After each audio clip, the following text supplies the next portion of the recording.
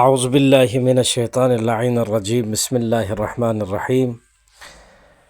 حضرت فاطمہ زہرا سلام اللہ علیہا احادیث کی روشنی میں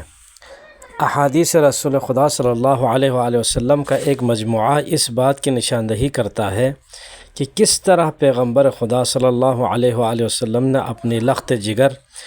سیدۃ النساء العالمین حضرت فاطمہ زہرا سلام اللہ علیہا کی فضیلت کبھی اشاروں میں، کبھی نص اور کبھی صراحت کے ساتھ اور کبھی ضمناً بیان فرمائی ہے۔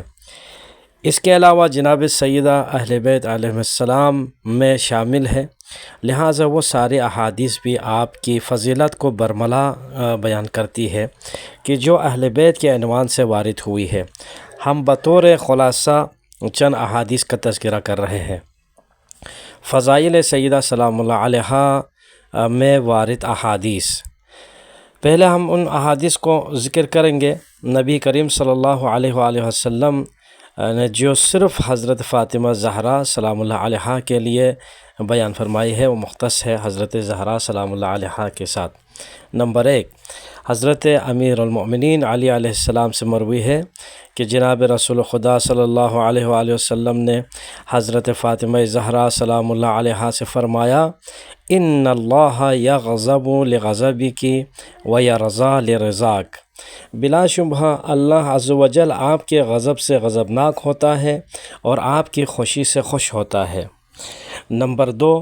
حضرت امیر المؤمنین علی علیہ السلام سے مروی ہے کہ جناب رسول خدا صلی اللہ علیہ وآلہ وسلم نے حضرت فاطمہ زہرا سلام اللہ علیہا سے فرمایا، ان الرب یغضب لغضبک ویرضا لرضاک، بلا شبہ پروردگار آپ کے غیظ و غضب سے غضبناک اور آپ کی خوشنودی سے خوشنود ہوتا ہے۔ مومنین و متقین میں سے کوئی بھی اس مقام و منزل پر نہیں پہنچا ہے کہ جو مقام و منزلت اللہ کے نزدیک جگر گوش رسول حضرت بطول علیہ السلام کو حاصل ہے۔ یہ دختر رسول خدا کا عظیم شرف ہے۔ چنانچہ رسول خدا صلی اللہ علیہ وآلہ وسلم سے وارد کچھ اور بھی روایات جو خصوصاً حضرت فاطمہ زہرا سلام اللہ علیہا کے شان ہی میں وارد ہوئی ہے، ملاحظہ فرمائے۔ نمبر 3، مسعور بن مخرمہ سے مروی ہے کہ جناب رسول خدا صلی اللہ علیہ وسلم نے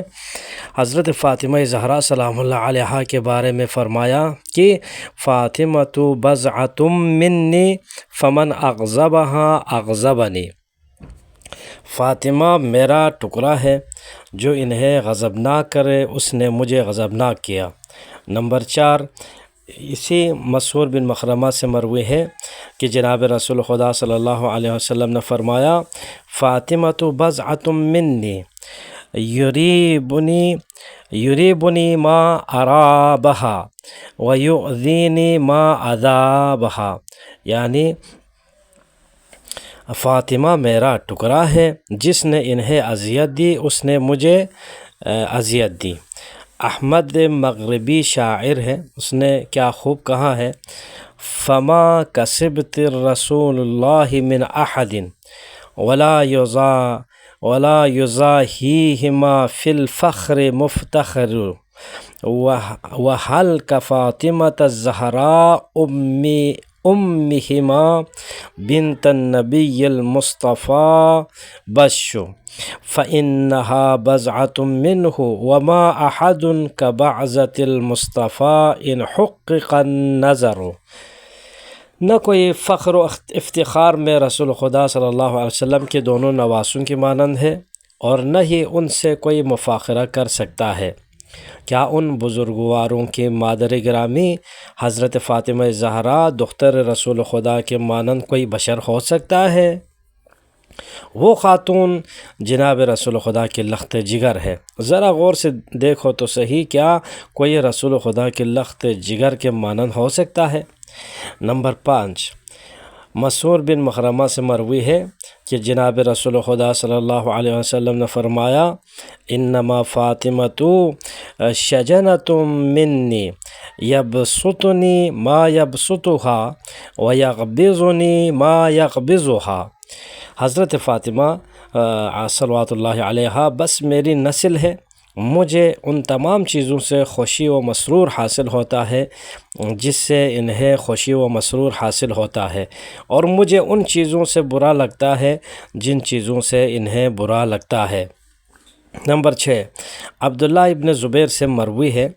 کہ جناب رسول خدا صلی اللہ علیہ وآلہ وسلم نے فرمایا، انما فاطمۃ بضعۃ منی یؤذینی ما اذاہا وینصبنی ما انصبہا۔ فاطمہ بس میرا ٹکڑا ہے، جس سے انہیں اذیت ہوتی ہے اس سے مجھے اذیت ہوتی ہے، اور جس نے ان سے عداوت کی اس نے مجھ سے عداوت کی ہے۔ ان احادیث کا ایک ہی مفہوم ہے، اور وہ یہ کہ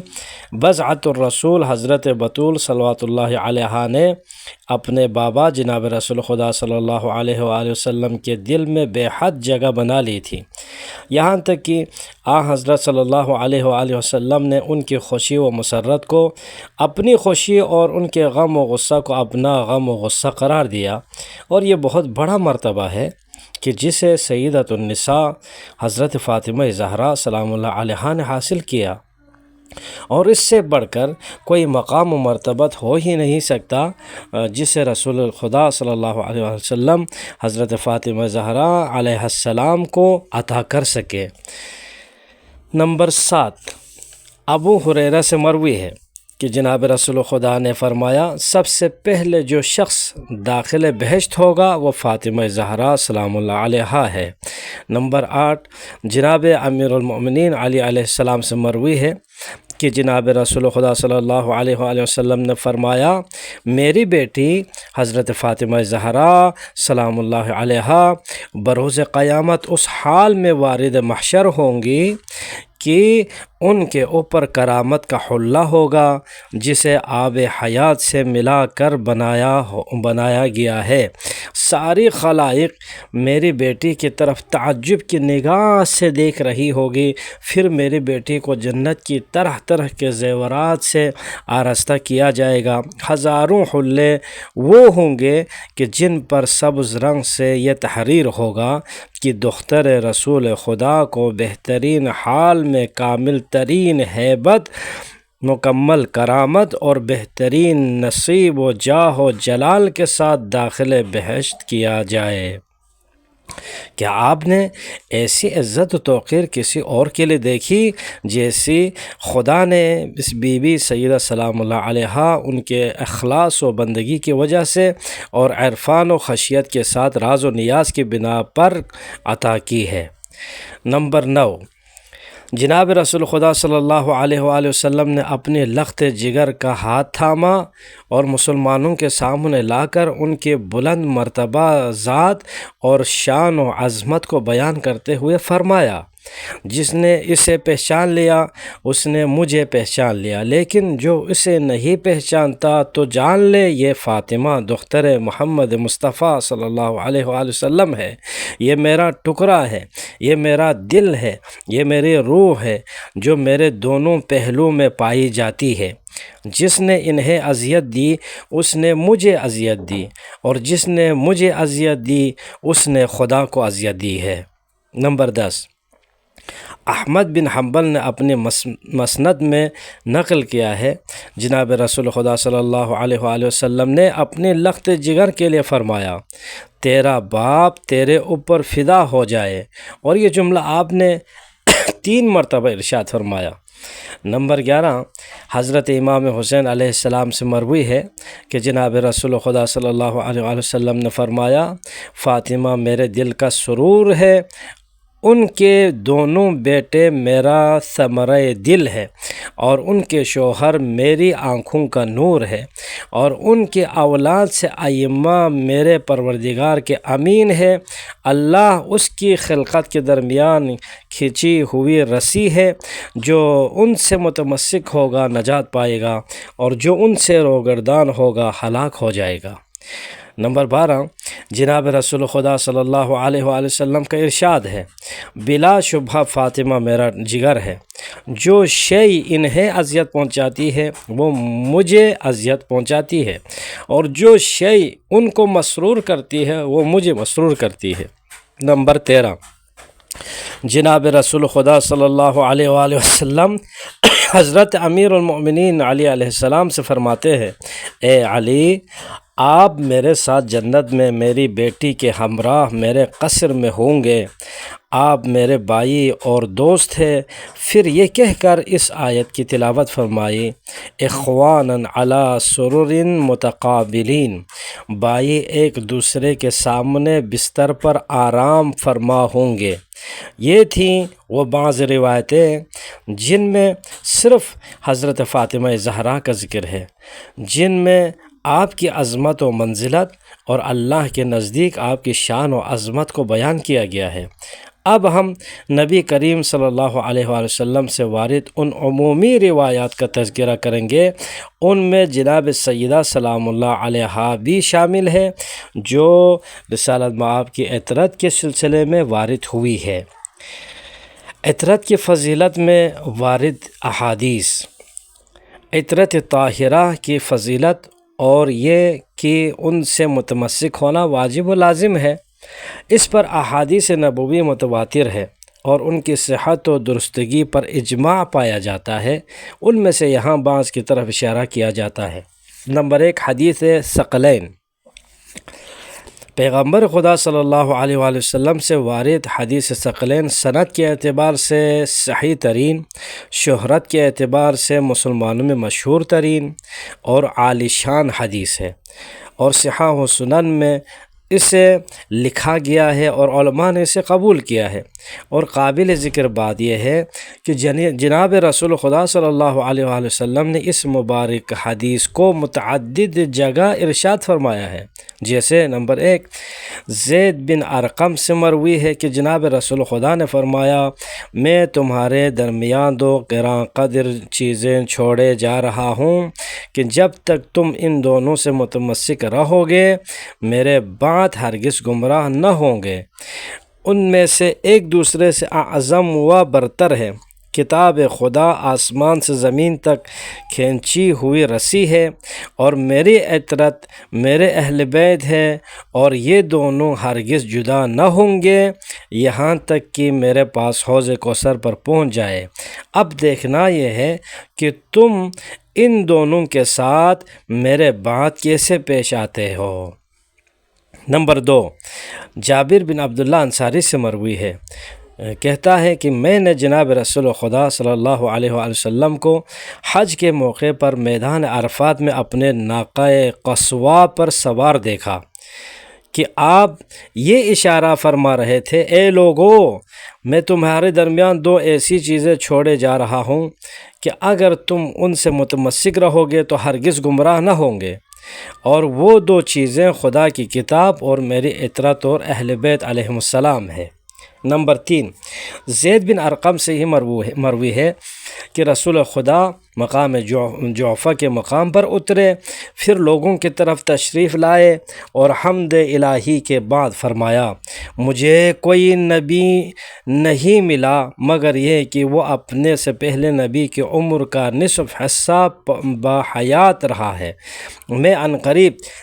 بارگاہ خداوندی میں بلا لیا جاؤں گا، پھر تم کیا کہتے ہو؟ سب نے کہا، آپ نے پند و نصیحت فرمائی ہے۔ پھر رسول خدا نے دوبارہ انہیں مخاطب کیا اور پوچھا، کیا تم سب گواہی دیتے ہو کہ خدا کے علاوہ کوئی معبود نہیں ہے اور محمد بن عبداللہ صلی اللہ علیہ وسلم اس کے بندے اور رسول ہے، جنت اور جہنم برحق ہے؟ سب نے بیک زبان کہا، ہم سب گواہی دیتے ہیں۔ یہ سن کر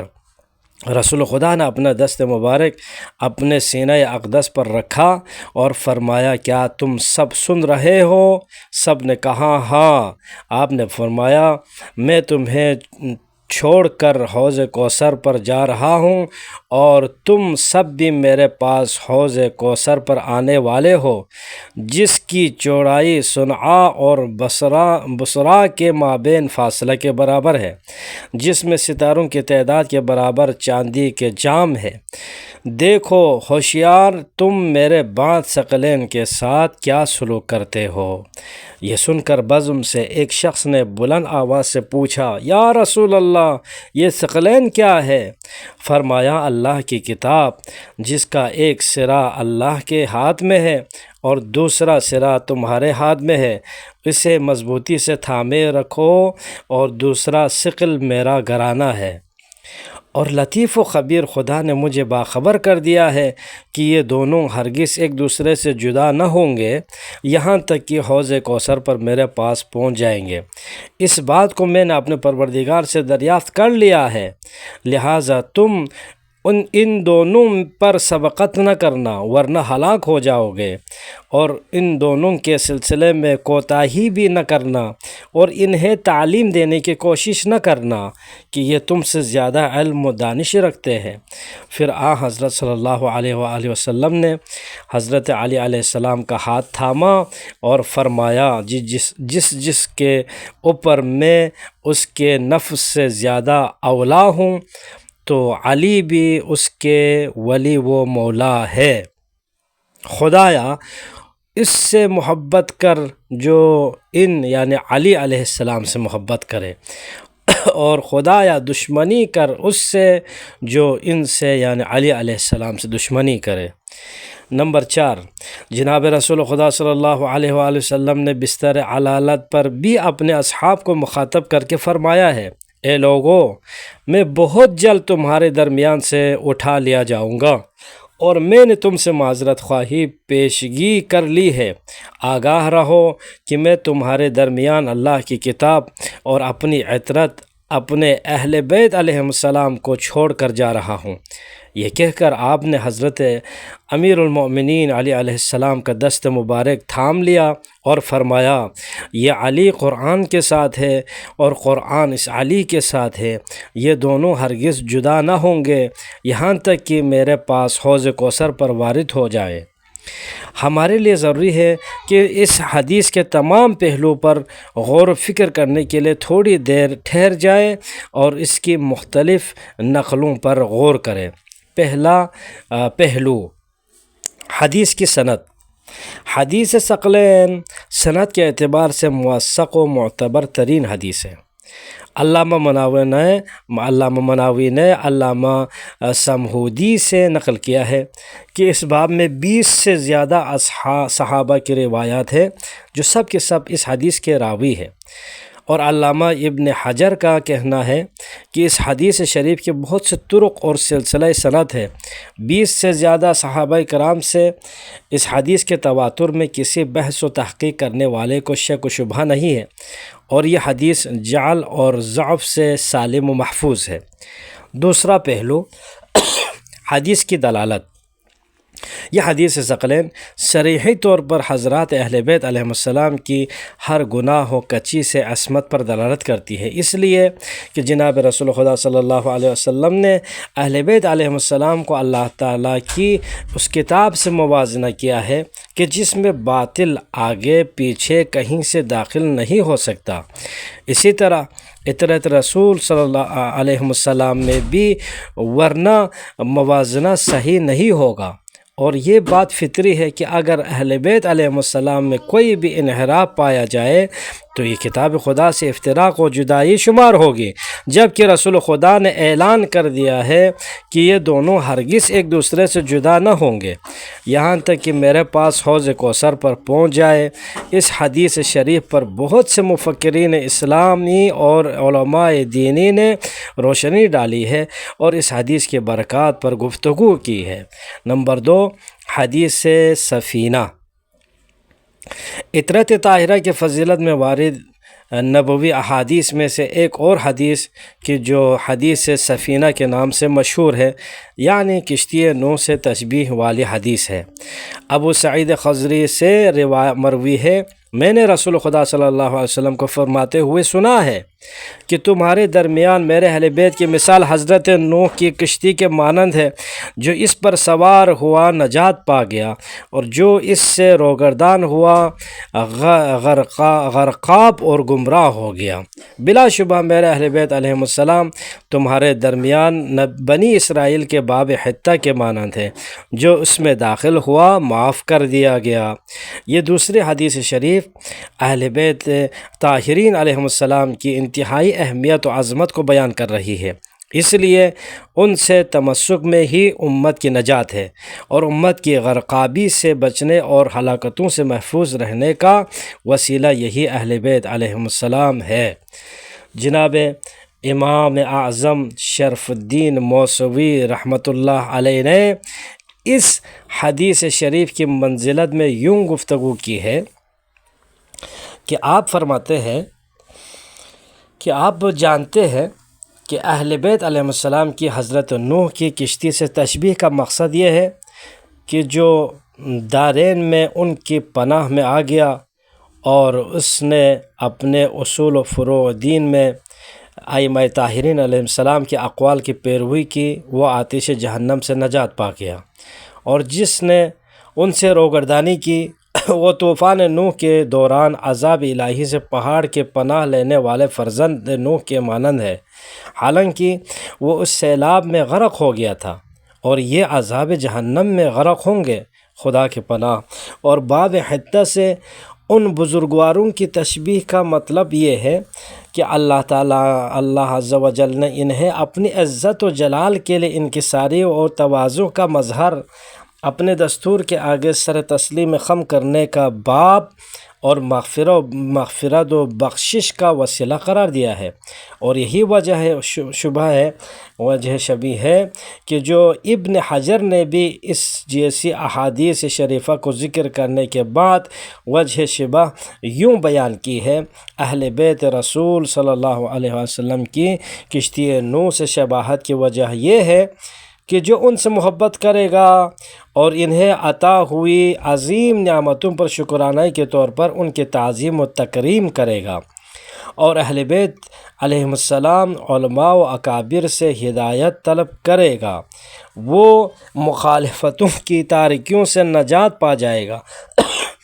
اور جو ان سے روگردانی کرے گا وہ کفران نعمت کے سمندر میں غرق ہو جائے گا، اور سرکشی و طغیانی کے صحراؤں میں ہلاک ہو جائے گا۔ یہاں تک کہ ابن حجر کہتے ہیں، اور باب حتہ سے تشبیہ کا مطلب یہ ہے کہ اللہ عز و جل نے انہیں باب اریحا یا باب بیت المقدس کے مانند قرار دیا ہے، جس میں تواضع، انکساری اور طلب مغفرت کے ساتھ داخلہ معرفت و بخشش کا سبب تھا۔ اسی طرح اس امت کی بخشش کا سبب اہل بیت طاہرین علیہم السلام کی مودت و محبت ہے۔ نمبر 3، اہل بیت علیہم السلام امت کے لیے امان۔ نبی اکرم صلی اللہ علیہ وآلہ وسلم نے امت پر مودت اہل بیت علیہم السلام فرض کر دی ہے، اور ان سے تمسک میں امت کے لیے ہلاکتوں سے امان اور نجات بتاتی ہے۔ آپ کا ارشاد ہے: ستارے زمین والوں کے لیے غرق ہونے سے نجات کا باعث ہے، اور میرے اہل بیت میری امت کے درمیان اختلاف سے بچنے کا باعث ہے۔ لہٰذا جب بھی عرب کا کوئی قبیلہ میرے اہل بیت علیہم السلام کی مخالفت کرے گا تو خود وہ اختلافات کا شکار ہو کر حزب شیطان بن جائے گا۔ نمبر 4،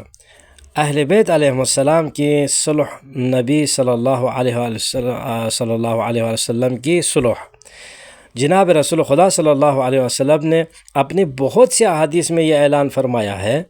میری صلح ان سے ہے جو اہل بیت علیہم السلام سے صلح و مصالحت رکھتے ہیں، اور میں ان سے برسر پیکار ہوں جو میرے اہل بیت علیہم السلام سے برسر پیکار ہے۔